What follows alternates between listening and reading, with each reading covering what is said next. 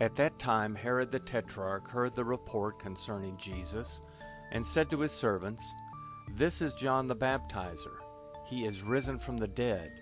That is why these powers work in him." For Herod had laid hold of John and bound him and put him in prison for the sake of Herodias, his brother Philip's wife. For John said to him, "It is not lawful for you to have her." When he would have put him to death, he feared the multitude, because they counted him as a prophet. But when Herod's birthday came, the daughter of Herodias danced among them and pleased Herod. Whereupon he promised with an oath to give her whatever she should ask. She, being prompted by her mother, said, "Give me here on a platter the head of John the Baptizer." The king was grieved, but for the sake of his oaths, and of those who sat at the table with him, he commanded it to be given, and he sent and beheaded John in the prison.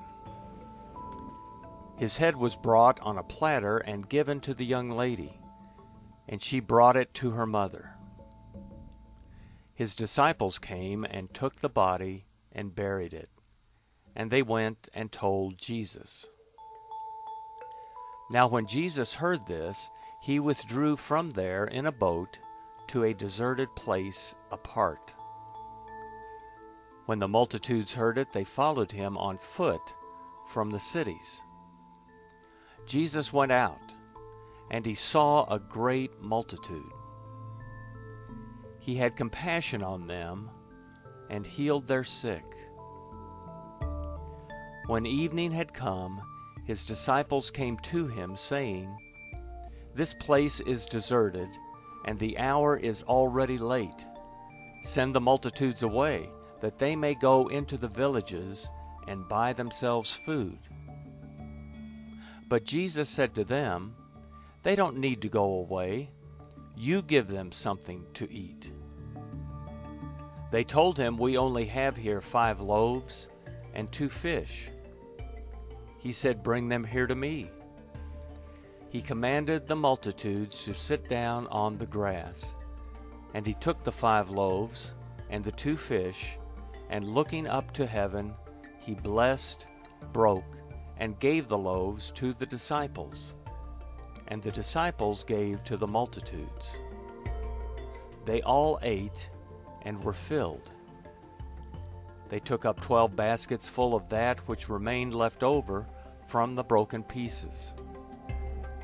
Those who ate were about 5,000 men, besides women and children. Immediately Jesus made the disciples get into the boat and to go ahead of him to the other side, while he sent the multitudes away. After he had sent the multitudes away, he went up into the mountain by himself to pray.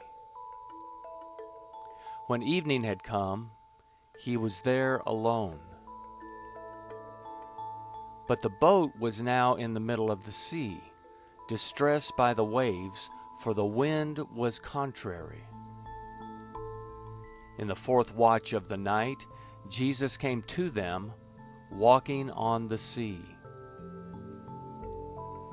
When the disciples saw him walking on the sea, they were troubled, saying, "It's a ghost," and they cried out for fear. But immediately Jesus spoke to them, saying, "Cheer up, it is I. Don't be afraid."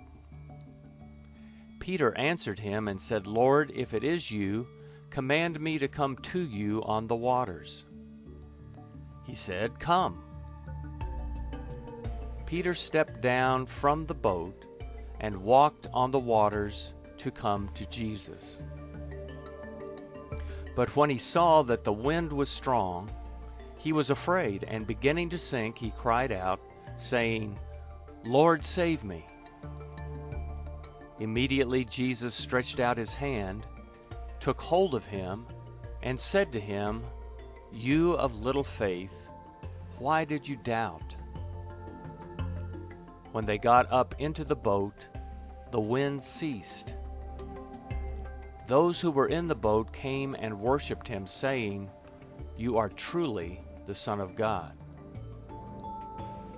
When they had crossed over, they came to the land of Gennesaret.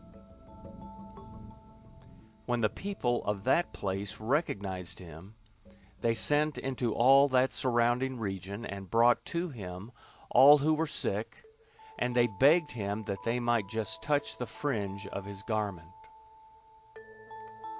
As many as touched it were made whole.